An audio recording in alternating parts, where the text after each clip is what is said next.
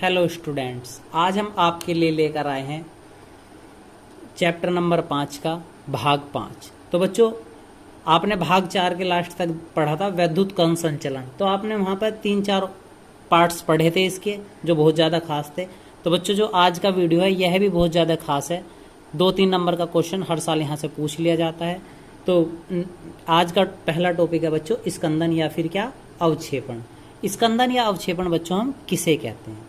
तो देखते हैं, किसी द्रव विरोधी कोलाइडी विलयन में उचित वैद्युत अपघटय पदार्थ मिलाने पर कोलाइडी कणों का एक साथ एकत्रित होना स्कंदन या अवक्षेपण कहलाता है।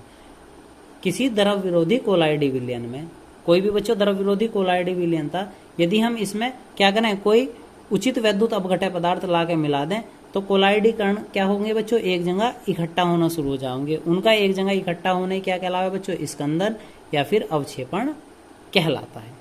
ठीक है बच्चों, उम्मीद है आपको समझ आया होगा। अब देखते हैं इसका एग्जाम्पल। तो बच्चों एग्जाम्पल था, जब आर्सेनिक ऑक्साइड यानी AH2O3 के विलयन में H2S गैस प्रवाहित करते हैं। जब हम आर्सेनिक ऑक्साइड, सूत्र क्या बना बच्चों, AH2O3 के विलयन में H2S यानी हाइड्रोजन सल्फाइड गैस प्रवाहित करते हैं, तब आर्सेनिक सल्फाइड अवक्षेपित हो जाता है। तो आर्सेनिक सल्फाइड कैसा हो जा बच्चों, अवक्षेपित हो जावे। ठीक है, कैसे? AH2O3 को हम किसके साथ क्रिया करा रहे बच्चों, H2S यानी हाइड्रोजन सल्फाइड के साथ। तो क्या बन रहा बच्चों, AH2S3 यानी कि आर्सेनिक सल्फाइड क्या हो गया बच्चों, इस क्रिया में अवक्षेपित हो गया, या फिर आप कह सकते हैं क्या हुआ, स्कंदित हुआ। तो ये घटना क्या कहलावा बच्चों, स्कंदन। काफी इंपॉर्टेंट पॉइंट है इसका। तो बच्चों इस स्कंदन में आता है एक हार्डी-सूल्जे नियम, वेरी इंपॉर्टेंट पॉइंट। तो बच्चों नेक्स्ट टॉपिक है हार्डी-सूल्जे नियम, बहुत ज्यादा इंपॉर्टेंट है परीक्षा की दृष्टि से। सभी बच्चे याद करेंगे इसे और ध्यान से पढ़ेंगे। किसी द्रव विरोधी कोलाइडी विलयन की स्कंदन शक्ति वैद्युत अपघटय पदार्थ के आयनों की संख्या पर निर्भर करती है।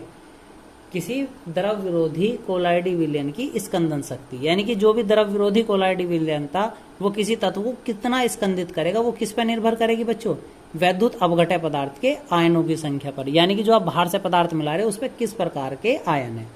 अतः विद्युत अपघटय पदार्थ के आयनों की संख्या जितनी अधिक होगी उसकी स्कंदन शक्ति उतनी ही अधिक होगी। यानी कि जो हम बाहर से पदार्थ वैद्युत अपघटय मिलावेंगे उस पर आयनों की संख्या जितनी अधिक रहेगी उसकी स्कंदन शक्ति भी क्या होगी बच्चों, उतनी ही अधिक होगी। ठीक है बच्चों, उम्मीद है आपको नियम समझ आ गया होगा। देखते हैं नंबर 1, पहला, ऋण वैद्युत अपघटय की स्कंदन शक्ति का बढ़ता हुआ क्रम। यानी कि बच्चों यदि हमें किसी ऋण वैद्युत अपघटय पदार्थ के लिए कोई स्कंदन करने के लिए कोई पदार्थ चाहिए तो हम क्या लेंगे, Na+, फिर उससे बड़ा कौन होगा, Ba+2, Al+3, Sn+4। इस तरह से बढ़ता हुआ क्रम है। ठीक है बच्चों, तो पहले Na+, Ba+2, Al+3, Sn+4। तो बच्चों इसी प्रकार आप देख पा रहे होंगे एल्यूमिनियम तीसरे नंबर पे और आर्सेनिक पे +4 चार्ज है।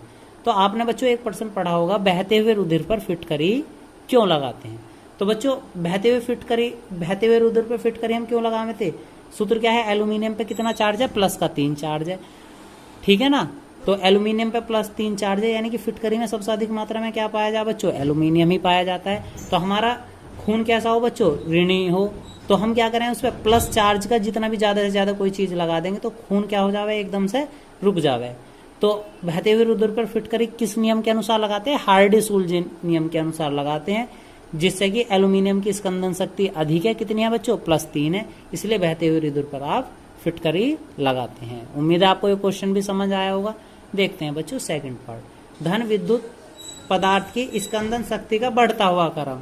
तो बढ़ता हुआ क्रम है बच्चों, तो बच्चों उदाहरण है Cl-, फिर उससे ज्यादा होगा SO4-2, PO4-2 और FeCN6 की -4। तो यदि हमारे पास कोई धन वाला होगा तो हम उस पर ये ऋण वाले कोई भी एक पदार्थ को लगा सकते हैं, पर सबसे ज्यादा कामयाब कौन होगा, FeCN6 की -4। तो बच्चों देखते हैं नेक्स्ट टॉपिक। तो बच्चों नेक्स्ट टॉपिक है पेप्टिकरण।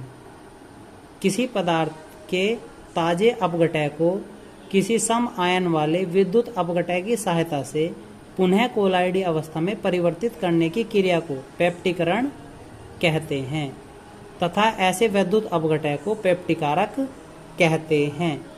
क्या कह रहा है बच्चों, किसी पदार्थ के ताजे अपघटय को किसी सम आयन वाले वैद्युत अपघटय की सहायता से पुनः कोलाइडी अवस्था में परिवर्तित करने की क्रिया को पेप्टिकरण कहते हैं तथा ऐसे वैद्युत अपघटय को पेप्टिकारक कहते हैं।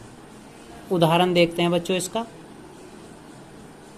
फेरिक हाइड्रोक्साइड के ताजे अवक्षेप में फेरिक क्लोराइड विलयन की थोड़ी सी मात्रा मिलाने पर फेरिक हाइड्रोक्साइड का लाल भूरे रंग का कोलाइड विलयन प्राप्त होता है। फेरिक हाइड्रोक्साइड के ताजे अवक्षेप में फेरिक क्लोराइड विलयन की थोड़ी सी मात्रा भी यदि बच्चों हम मिला देते हैं तो फेरिक हाइड्रोक्साइड का कैसा बच्चों, लाल और भूरे रंग का कोलाइड विलयन प्राप्त होता है।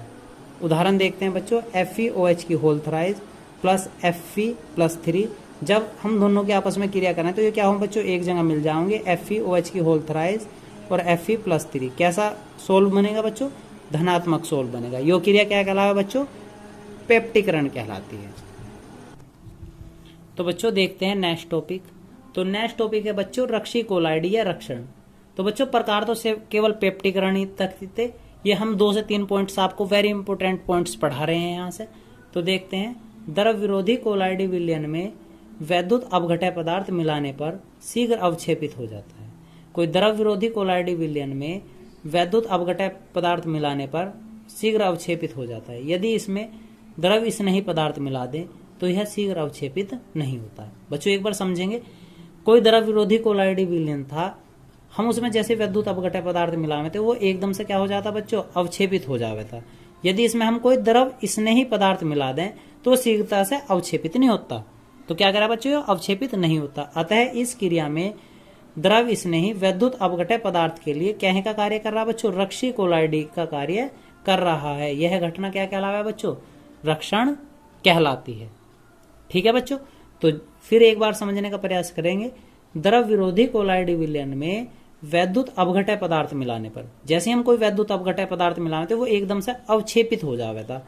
यदि इसमें हम कोई द्रव स्नेही पदार्थ थोड़ा सा मिला दें तो मिलाने पर क्या होगा बच्चों, वो एकदम से अवक्षेपित नहीं होता। अतः इस क्रिया में द्रव स्नेही वैद्युत अपघटय पदार्थ के लिए कहीं का कार्य कर रहा बच्चों, रक्षी कोलाइडी का कार्य कर रहा, और यह घटना क्या कहलाएगा बच्चों, रक्षण कहला।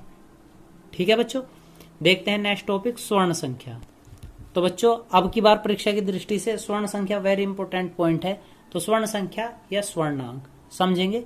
किसी विलयन की स्वर्ण संख्या मिलीग्राम में वह संख्या होती है जिसमें 10 मिली सोने का विलयन 10% NaCl के एक बूंद को स्कंदित होने से रोकता है। बच्चों फिर से समझेंगे, किसी विलयन की स्वर्ण संख्या मिलीग्राम में वह संख्या होती है, मिलीग्राम में वो वाली संख्या हो गया जिसमें 10 मिलीलीटर सोने का विलयन 10% NaCl के एक बूंद को स्कंदन होने से क्या करता है बच्चों, रोक देता है। एक बूंद को भी क्या नहीं करने देता, यदि हम 10% NaCl मिला देंगे स्कंदित नहीं होने देता। ठीक है बच्चों, किसी विलयन की स्वर्ण संख्या जितनी कम होती है उसकी रक्षी क्षमता उतनी ही कैसी होती है बच्चों, ज्यादा होती है।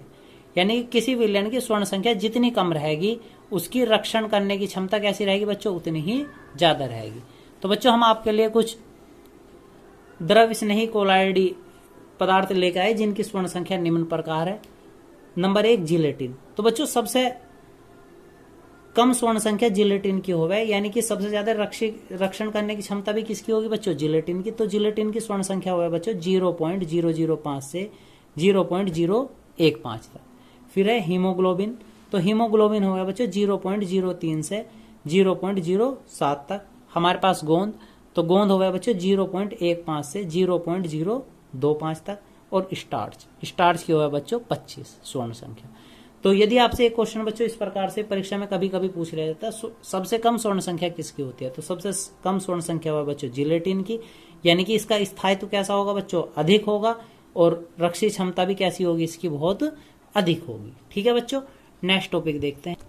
तो बच्चों चैप्टर नंबर 5 का लास्ट टॉपिक हम आपके पास लेकर आए हैं। लास्ट टॉपिक है बच्चों अपोहन या फिर डायलिसिस किसे कहते हैं। पार्चमेंट झिल्ली के द्वारा कोलाइडी विलयन से क्रिस्टलाभ के कणों को अलग करने की क्रिया अपोहन कहलाती है। हम पार्चमेंट झिल्ली के द्वारा कोलाइडी विलयन से क्रिस्टलाभ के कणों को अलग करने की क्रिया को हम क्या कहेंगे बच्चों, अपोहन कहते हैं। ठीक है बच्चों, एक छोटे से चित्र के द्वारा समझते हैं इसे।